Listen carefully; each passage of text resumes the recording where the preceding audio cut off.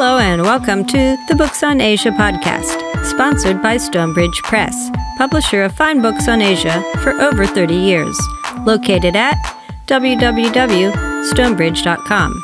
And I'm your host, Amy Chavez. And today we're diving into the fascinating world of Robert Whiting's latest book, Gangsters, Fraudsters, Dreamers, and Spies, where he tells stories about all of the interesting people who have populated Tokyo, and many of them foreigners. Now, Robert is known for his books on the underworld and also Japanese baseball and Japanese culture. So we are especially excited to welcome Robert Whiting back onto the podcast to talk about his latest book. Thank you very much for having me. It's a thrill to have you back on. Bob's going to be talking about his recently released book, Gangsters, Fraudsters, Dreamers, and Spies. What a great title. When we talk about women in Japan, we often think of women as victims. And, while that, is certainly true, there's another side to that story as well. For example, in the hostessing industry, of course, Lucy Blackman and Lucy Hawker became, world headlines because they met unfortunate ends in Japan as hostesses working in the water trade. But there was another woman who was also a very powerful hostess named Maggie, and she was Australian. Could you tell us a little bit more about Maggie? Well, I knew Maggie back in the 1970s and 80s. She was Australian, and she'd come up to Tokyo to work in the Mizu-Shobai, as they say, and she got a job as a hostess.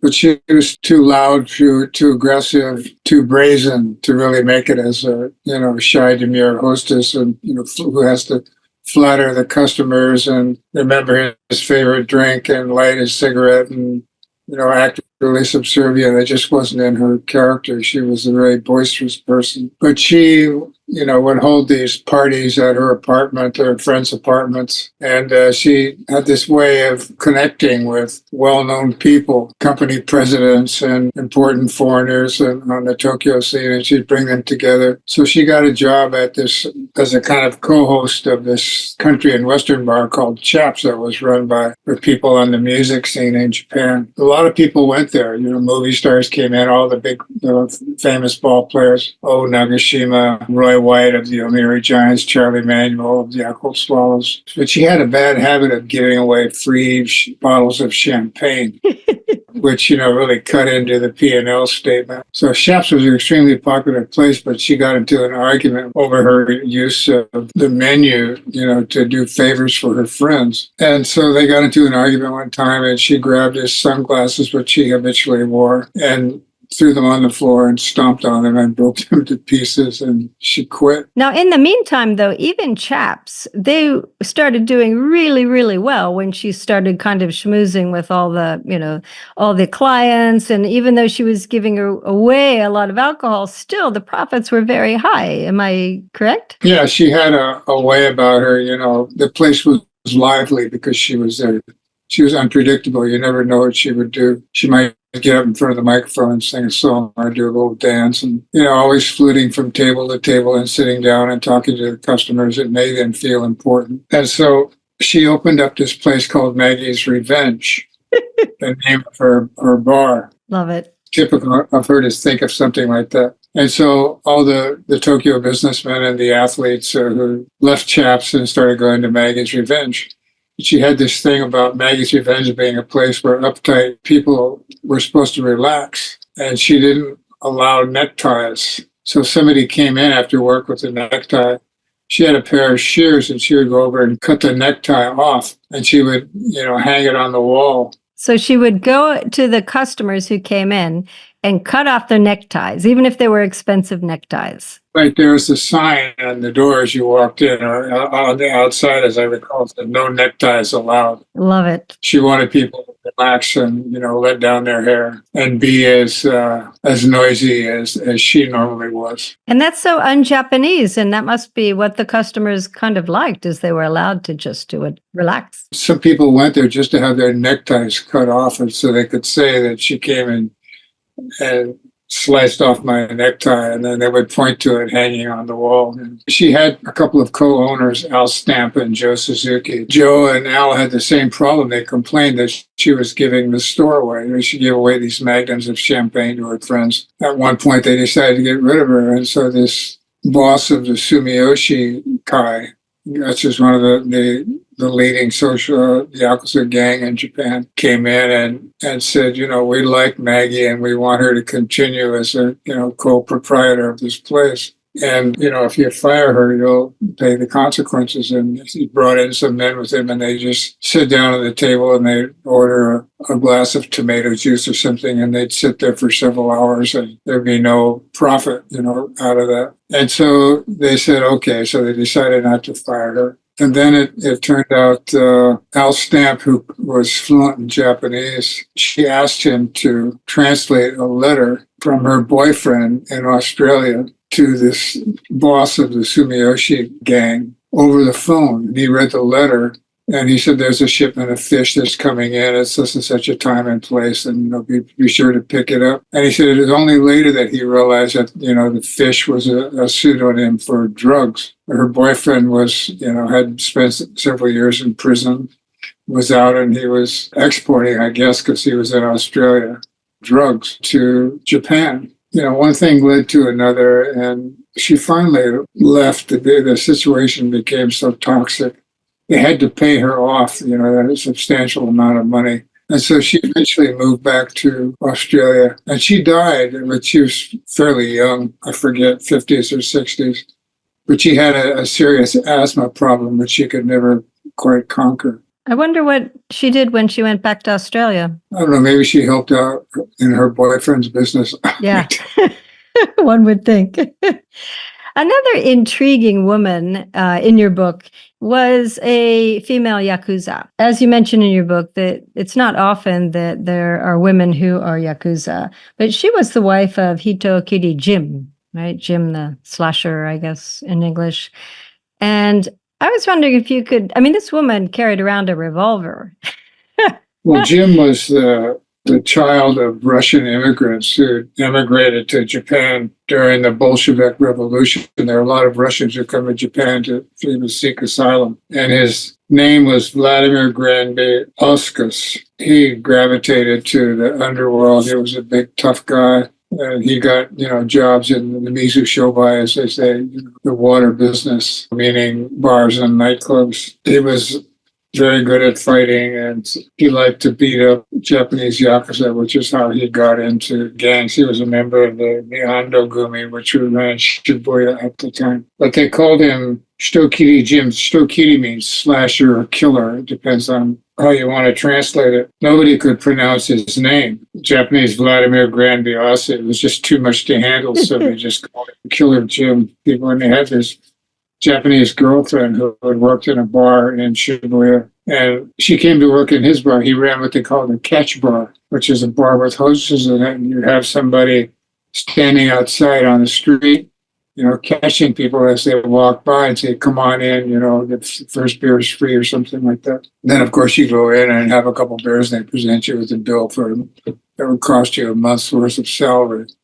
And there's still a lot of catch bars around, aren't they? I don't know that they charge like that anymore, but on that street in Shimbashi or the back streets of Roppongi and Akasaka, you'll see that guy standing out there holding signs, or somebody will be out there, saying, yelling a mile a minute, most beautiful hostess in town, come on in. And then you go in and you wind up, you leave with no money in your pocket.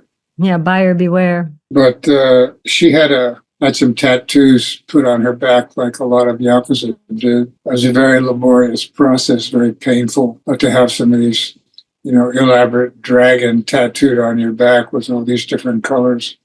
And it was a very painful process. And the fact that she went through it was a sign of your courage. Because of her boyfriend's influence, somehow she got this revolver and she carried it around with her. She'd wave it at people who threatened her boyfriend. Jim got beaten up one night by this local gangster, Hanagata, big, tall Japanese guy who was raised in Seattle. His father ran a used car business in Seattle before the war. And then he came back as the war started with the United States and wound up joining the gangs because, he liked to fight. He got into a fist fight with Jim, and, Jim got the better of him. Let me read this paragraph to you. Jim had gotten into an argument with a notorious Ando gang captain named Kei Hanagata one afternoon on a street in Shibuya.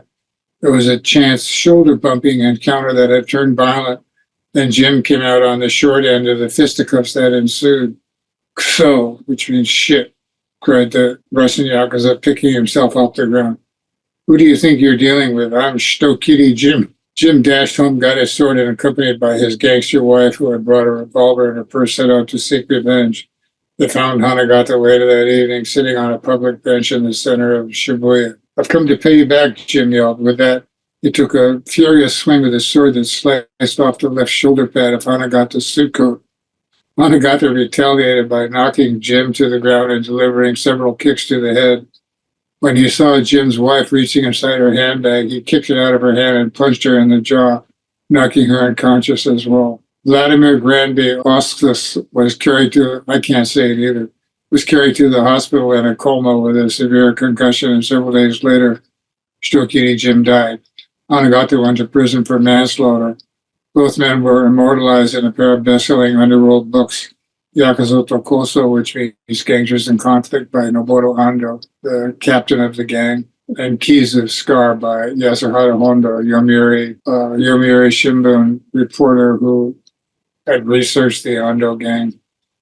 Ando Noboru was quite a character. He was the head of the Shibuya-based Ando gang that took over the black markets after the end of World War II, and the Americans moved in. And he'd been a member of this human torpedo unit during the war. His job was to, swim underwater with a torpedo attached to his back and ram into a ship. Wow. But, he never got called, so he made it out alive. But he was quite a good-looking guy, and he later became a movie star. Wow. He had a scar on his face. He got into a fight with another gangster in the Ginza, which was not his territory, and he was seen there buying a suit, so a rival gangster slashed him across the face with a razor blade. And he wrote this memoir that became a bestseller. Let me see if I can remember this story. It's an interesting story. He had crossed paths with Hideki Okoi, who was a famous green mailer, and who later built the Hotel New Japan, and which burned down in this accident. Cost several lives. Yokoi had borrowed some money from this Duke Hachizoka, who belonged to the imperial family, and he didn't pay it back. So this Duke Hachizoka went to who knew about Ando, and he said, "Can you help me get my money back?" So Ando took his right-hand man, who was black belt in judo. He'd gone to college, where there was one of the few college-educated Yakuza, to have a meeting with Hachizoka. They had this meeting in Yokoi's office, and Yokoi had hired a hitman to come in in the middle of the meeting and shoot Ando. And so his bodyguard, he said the guy burst, as Ando wrote about the incident, he said the guy burst through the door and he's brandishing this gun. And my bodyguard, the first thing he did was dive under the table. Oh my gosh. No way. And so, he basically gave the version of you can't get decent help these days. And, I'll say, oh my gosh. That's but terrible. he survived. He was shot in the shoulder, but he survived. He later, found the guy and did him in, and he did some time in prison. And he got out just as the Olympics were starting, and he wrote this memoir. Mm-hmm. He became a movie star. They called him the George Raft of Japan. He starred in his own movies. He's quite a good actor. So in those days, there was, I guess, no laws against criminals writing books about their lives or their incidents, right? Is there now? Because I know for a long time there hadn't been. Has that law changed at all? Can people still like go out, commit crimes, and then write books about them? Because like in the US, I don't think you're not allowed to make any profit from a book, for example. Well, I don't know what the law says. I know that that's a sentence that some judges hand down if they send a murderer to prison. They say you can't profit. That's what happened with O.J. Simpson. Right. And they said that he made any money off his writings, that it belonged to the Goldman family. Mhm. So he did write a book, and I think Fred Goldman got the money, if I'm not mistaken. I have to go back and check to make sure. But I think that part of the sentence that was handed down to him. I'm not sure about the law, what that says. There's so many books by gangsters in Japan. It's There hard are. to Yeah. And you've written some books about some gangsters too. So I'd like to move on to North Korea. Now, you said in your book that since 1989, North Korea has printed over $40 million in counterfeit U.S. currency. Wow. And in addition, in April 2020, Yokohama seized 700 kilograms of cocaine with a street value of 130 million US. Right. And that cocaine had quadrupled in the last 20 years. Wow, those are quite big figures. I mean, most people think of Japan as a country that doesn't have a drug problem. And you barely, hear about, people smoking pot even and doing drugs, other than the Yakuza gangsters, maybe. So when I read that figure, I was really surprised. There are tough drug laws in Japan. People are always getting arrested for, celebrities for smoking marijuana, which is considered an evil drug in Japan, sort of like it was in the States in the 1940s. You can go to prison for, if you're caught selling marijuana, even just to your friends. But as I wrote in this new book, Gamblers, Fraudsters, Dreamers, and Spies, the North Korean state was formed in 1948 and split into the Korean Peninsula was split into two states. South Korea, which was a U.S.-friendly nation, and North Korea, which was close to the Soviets and the Chinese communists. There were, like 500,000 Koreans left in Japan. Japan had colonized Korea starting back in 1910, and there were a lot of Koreans who'd come to work as cheap labor in Japan. The war ended, they were basically given the choice. They could go back to South Korea, or they go back to the Korean Peninsula and leave and live there, or stay in Japan. And under this, special status, they'd be given resident visas. When the North Korea and the South Korean nations were formed, the ROK and the DPRK, some of the Japanese took Korean citizenship and others became naturalized Japanese. Very few wanted to have a North Korean passport because it didn't do you any good. It was not very well received around the world.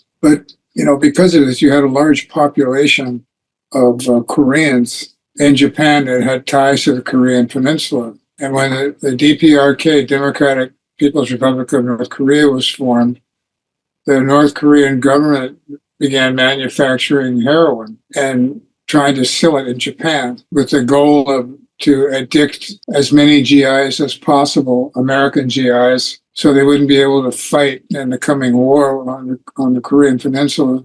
And how did that one work? Well, there was a black ops group during the occupation under General Willoughby called the Cannon Agency, and that was their job. Their job was to hunt down communist activists and, terminate them in any way that was necessary. And when they found out that the North Koreans were manufacturing heroin to sell in Japan, they set out to stop it. And the Cannon Agency was run by a guy named Jack Cannon. He was a former Texas Border Patrol agent who joined the Army and was an explosives expert. And he'd come to Japan. One of the first things he did in 1945 was go to the German embassy and blew open a safe. His mother was from Germany, so he spoke German, and he found out there were documents showing that the infamous Sorge spy ring was still in operation in Japan. So he went to the GHQ and introduced himself to General Willoughby, who was head of the G2 intelligence wing.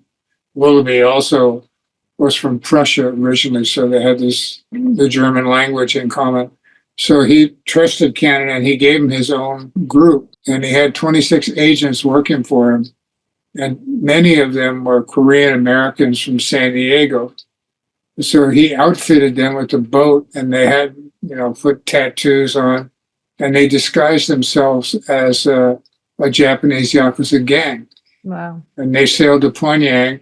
They said, "We understand you've got some heroin for sale, and we'd like to be one of your distributors in Japan."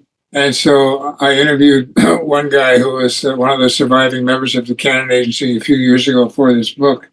And he explained to me that it was his job to take a boat from Yokohama out to the mouth of Tokyo Bay and pick up this shipment of heroin.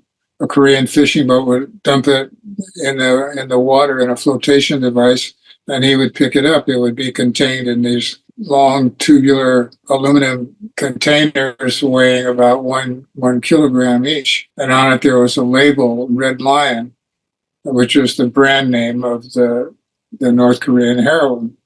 They would take it back to their headquarters on the docks in Yokohama, and they unpacked it and processed it. And they said it was so powerful, just the powder getting in the air was enough to get them high. And so they kept doing this, and the North Koreans became suspicious because there were no GIs becoming addicted to heroin, and they weren't getting enough money through sales. So it turned out that the North Koreans started giving their product to the Inagawakai, which was a leading Yakuza gang in Yokohama, and they started selling it. But it turned out that the Japanese did not like heroin very much. They were in the process of rebuilding their country, and you couldn't work long hours on heroin. So the North Koreans switched to making methamphetamines, crystal meth, and the Yakuza were selling that. And by the early 50s, there were 1 million methamphetamine addicts in Japan, or users, I should say. Mm-hmm. Taxi drivers, construction workers, nightclub hostesses. People had to work until hours of the morning, found it very useful, gave them a lot of energy. Right. And even today, as I understand it, they're still manufacturing this meth, and it's being sold. That connection has always been there. It's been there since the early 50s. It still exists today. Mm-hmm. Lastly, I would like to talk briefly about the rise and fall of the MK Taxi Company. I feel like the MK Taxi Company was, when people think of Japan, they think of the taxis and the taxi drivers. They're so polite. They wear white gloves. They are always buffing their vehicles. And it's just the highest service that you can get. And so I was so surprised to read in your book that it didn't used to be that way. We all think that this is something from, some habit from a long time ago. And while maybe it was a long time ago that the MK Taxi came in and changed things, still it's rather striking to hear that taxi drivers were originally rather dirty, rude, and it was such a low job that their wives were embarrassed to say that their husbands were taxi drivers. Well, the MK Taxi was founded by a guy named Sadao Aoki in the early 1960s, and he was an immigrant from South Korea, came over and studied at a university, and he lived in Kyoto, and he worked at a gasoline station, and he became a part owner, and he decided to go into the taxi business. He borrowed some money and bought a couple cabs, and he insisted that his drivers be really polite and well-groomed and never turn down a customer. And, later on, it became successful in the beginning because it was so unusual. He made them wear white gloves. They would get out of the car and open the door for the customers. So they gradually grew in that way. And he lowered his prices. At the time, the taxi business was run by all these huge taxi companies. They would periodically get together and decide to raise the prices. And so one time they had agreed on a nationwide raise, and he refused to do it. And so they, sued him to make him raise his prices. So he was called in by the Minister of Transportation in Japan and given a dressing down in the guy's office, for failure to cooperate with the leaders of the taxi industry. And so he got really angry and he sued the Japanese government. Now, this is in the 1950s, right? This is in the 1960s, I think, late 50s or early 60s. Okay. He lowered his prices, and the other taxi companies would hire Yakuza to cause trouble for him. They throw pachinko balls through the window and, hire Yakuza to get in a cab and give the driver a hard time. Anyway, he went to court and he sued the Japanese government and he won. The only person in the history of Japan, as I understand it, to sue the Japanese government and actually win. The judge in the case, said, I think it's quite reasonable to have lower prices. This gives the consumer a break. Mm-hmm. And so then he opened up the MK Taxi Company in Nagoya and Osaka. And then in the late 60s, he opened up the Tokyo branch of MK. And of course, all the foreigners used MK taxis because the taxi drivers could speak English. He made it a policy to hire college graduates, as many college graduates as possible, paid them good salaries, gave them a place to live, dormitories, healthcare plan. And so he really revolutionized the taxi business. And then later he became a bit like the first Uber taxi, didn't he? Well, that was his son. He had this crazy son. He had 3 sons. The youngest one, Masahaki, went to the States. He decided he didn't want to go into the taxi business. He went to USC and studied. And he was a real playboy, a real ladies' man, and he liked to drink. And he traveled around the globe. And he picked up a copy of the Wall Street Journal one day. He said, and there was a story about his father on the front page, about how he revolutionized the taxi business. And he said he decided, hey, maybe that's what I should do, is go back. Mm-hmm. And this was during the bubble. And he said he started his own business in which he would buy golf clubs in the States and fly back and forth. And he would take several golf club packages with him and sell them in Japan, because this was the height of the bubble when the yen was really strong. And so he would make 4 or 5 times the money that it cost him to buy. And he was making quite a good living then. But then his father asked him to open up an MK taxi branch in Japan, which he did. And they made a fortune. Mm-hmm. They bought a building in Kachidoki. And then when the bubble burst, the MK taxi businesses in Kyoto and Osaka were having difficulty staying afloat. So he sold the building and saved his father's company. Mm-hmm. And he told me a really interesting story. He said that he met this young woman who was a receptionist at Nissan, because the MK taxi companies were using Nissan, buying and leasing Nissan autos. And he fell in love with this girl, and he took her home to introduce him to his parents.